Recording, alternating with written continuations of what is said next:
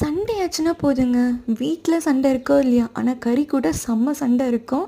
அட ஆமாங்க, இன்னைக்கு கறி வேட்டை தான் அப்படின்ற மாரி பீஃப் வாங்க வச்சிருந்தோம்.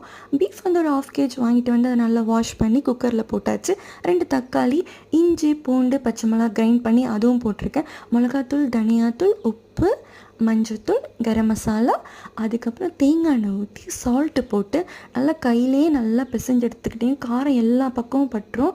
அதுக்கப்புறம் இந்த கறியில் கொஞ்சமாக தண்ணி ஊற்றி ஒரு 5-6 விசில் விட்டிங்கன்னா சூப்பராக பூ மாதிரி நம்ம ரெடி ஆகிடுவார்.